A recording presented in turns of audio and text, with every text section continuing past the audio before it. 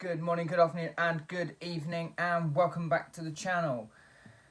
Today I'm going to be talking about a book that I have been absolutely blown away by. And this is obviously, as you've seen by the title, this is Nocterra. This was a book, I think it was about it must have been about 6 months ago. I was able to get hold of through writing for the website that I'm part of, Pop Culture and Comics, and for me it's mostly the fact that it was a Scott Snyder and Tony S. Daniel. I'm going to be completely honest. Scott Snyder, I was lucky enough to meet a few years ago at a New York Comic Con, and he was incredibly generous and just such a nice person to meet. I went there with my copy of The Court of Owls, Batman The Court of Owls, the first 6 issues of his Batman run. Said how much I absolutely loved it, and I asked him if there was a omnibus coming out of the full 52 issues. He did tell me there wasn't, and I said, okay, cool, I'll need to get the whole lot. He did actually say to me, so you don't have the second book? I said, no. And he, right then and there, just gave me a copy of the second book. Blown away by just how incredibly generous this man is. So down to earth, and I was lucky enough to get a picture with him. I don't like the picture, but that's neither here nor there. But when it comes to Nocterra, I was able to get a copy of this early, read it, and as soon as I got into it, I was like, within the first few pages, it was hooked, absolutely hooked. So this is about a a post-apocalyptic America world where there is everlasting darkness, and the darkness actually alters people's and animals' DNA to the point where they become shades of what they once were. And the main character, Val, says that initially it was quite easy to determine what was human and what wasn't, and what kind of species that they were. We're now 13 years into the everlasting PM, and they don't have a clue of what's what anymore. And there is everything in this book, absolutely everything. There's elements of horror, there's action, there's adventure, it's packed full, absolutely full.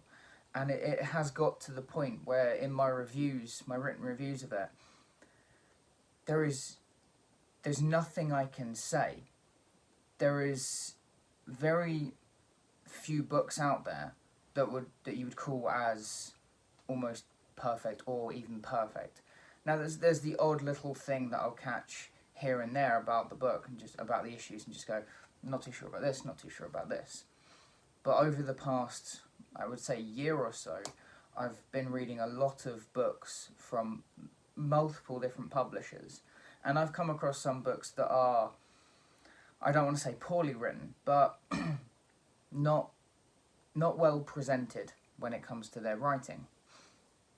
This was fantastic. It sets everything up within the first couple of pages. You know exactly what's happening. You know the history. You're in, and it does kind of just start running as soon as you get going, essentially. And I was, like I said, I was completely blown away by this book. Absolutely phenomenal. And not just the writing. I mean, don't get me wrong, Scott Snyder's writing ability is phenomenal. There is a reason why I would class him the best writer in comics at the moment.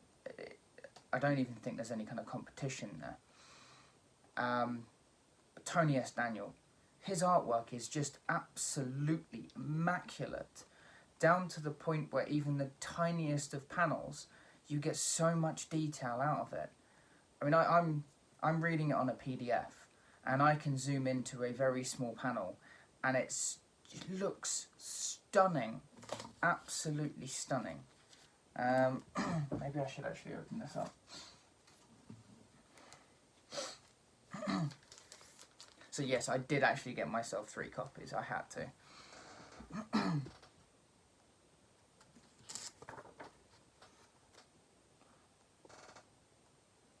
I mean, that's... that. I cannot draw. I just can't. I really can't. So when it comes to criticising art, I feel a little bit out of my depth. You know, I can say I'm not too sure about that. That's not for me. But this is it's just almost perfection. It really is. So the bad thing is we are 6 issues in, the end of the first arc, and I don't know when the 7th issue is going to be released. That's the unfortunate thing. The good news, if you want to class it as good news, is the team has actually brokered a deal with Netflix to, I'm assuming it's going to be turned into a series rather than the film, because I think most comic books have more in common with a TV series than a film. And for this, it was ripe for the picking to be a TV series. As long as it's done right, this needs to be a slightly more adult book. It has to have elements of horror. It has to have, to be honest, quite a bit of violence. You know, these are creatures that will tear you apart and eat you. And I really hope it's not dulled down for sort of the mass audience. But either way, I will still have the books. And I couldn't not talk about this. I really couldn't.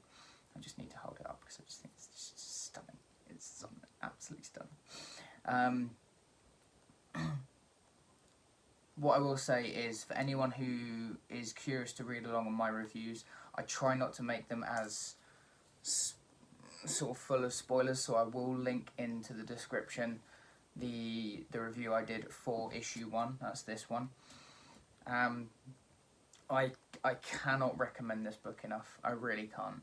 I'm assuming with the fact that issue 6, so the end of the first arc, was out, I think it was last month. We're probably looking at, in a couple of months' time, maybe even October, you'll probably find the first trade out. I'd recommend it without a doubt. Just definitely. I think everyone should read this. It's just the best book out there at the moment. But let's see what happens. Whether Scott Snyder's going to be writing the Netflix series, whether he's going to be tied to that and then not be able to write the books anymore. Who knows? Let's see what's to come. But guys, if you have read Nocterra, please let me know what you guys think about it down in the comments below. Please don't forget to like, share and subscribe because it really, really does help me out. And I'll see you all in the next video.